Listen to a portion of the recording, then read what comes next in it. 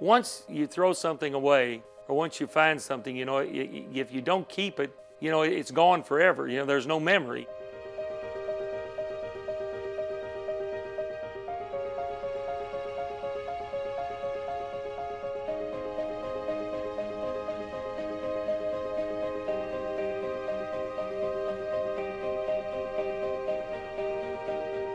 Clark Nichols was born and raised in southern Indiana, only a few miles from the Indiana Army ammunition plant. The third largest plant of its kind in the United States, it connected a small community to the war effort. When World War II ended, the plant shut down and stood idly by.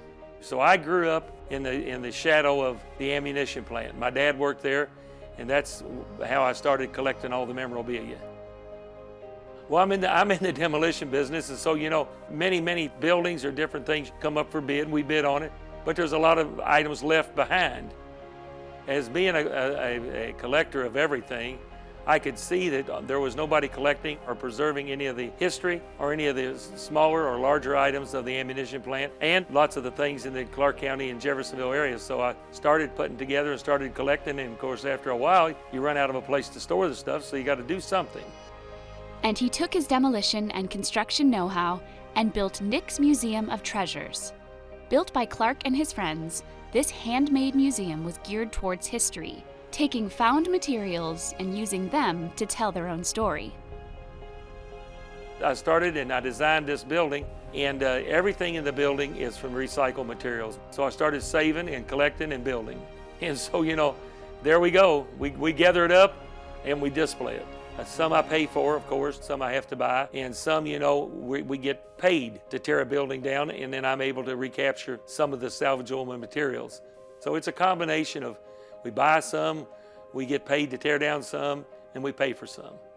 70% of what's here came from the ammunition plant. Now that doesn't count all the construction materials, but 70% of the items probably came from the ammunition plant. Items from the ammunition plant feature prominently, from photographs and advertisements to the plant's original production materials. Safety guidelines, pictures, and equipment tell the story of the plant and its place in history. Other found items include a bus featured on the Andy Griffith Show and a stock car featured on a local magazine. If Clark can use it, he does. But there are some pieces that are his favorites, and he can't help but talk about them. There's a young lady, her picture's on the front of a Roto magazine that was produced by the Courier-Journal. Her name was Alice McNew, and she worked at the plant, but I was able to find the powder weighing device that she used and worked with, and that's one of the better items that I found. I love the little rocket. There's a rocket out there that's on display, and they take this little rocket and they would shoot it up in the air, so it would make light and they could see the enemy, and then if possible, they would parachute the little rocket back to the ground and reuse it.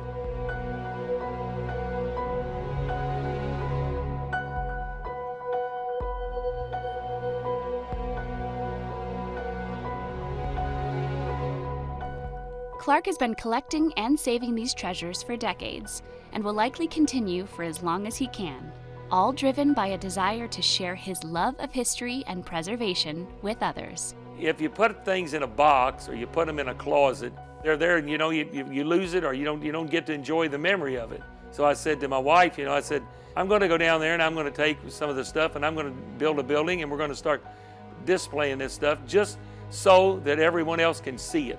It's not about making money. It's about me preserving the past. When the people walk in here, and they can look back and see how it was then as compared to how it is now.